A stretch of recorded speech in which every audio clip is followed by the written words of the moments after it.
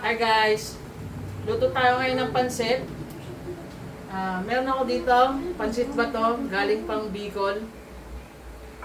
Luto lang tayo ng mabilisang pansit ba to? Na sobrang bilis, frozen pa yung giniling, ginamit na. Pero maluluto naman yan. Ayan, naluso na ang ating frozen giniling.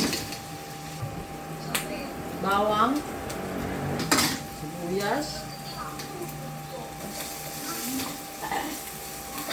Carrots. Uy. Butter. Uy.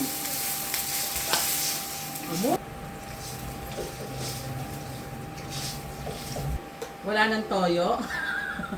Mami, toyo ka dyan. Toyo.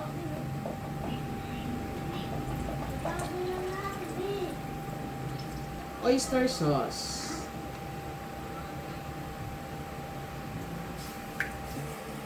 Lagyan na natin ng paminta.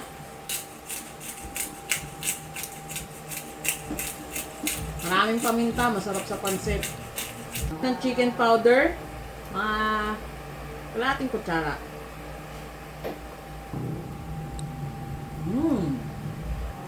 Lagyan lang natin ng konting salt.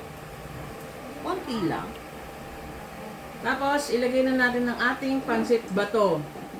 Hindi ko alam kung bakit ito tinawag na bato, pero hindi naman siya mukhang bato. So, comment nyo dyan guys kung bakit tinawag tong pansit bato.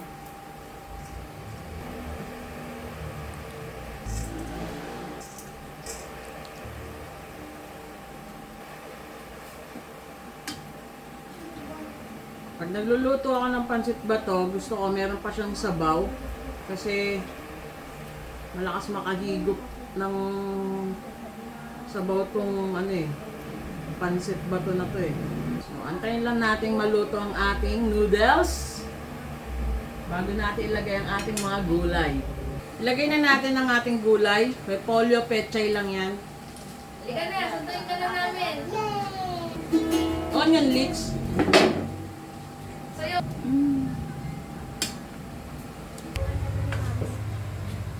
Sunduin ka namin.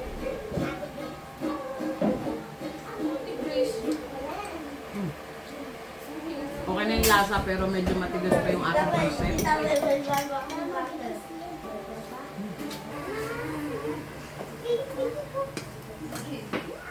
Luto na ang ating pansit bato.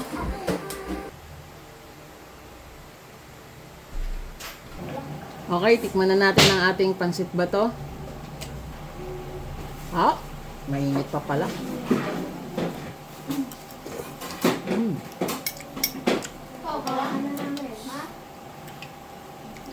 Sarap. Mas masarap to pag nilalagyan doon ng suka.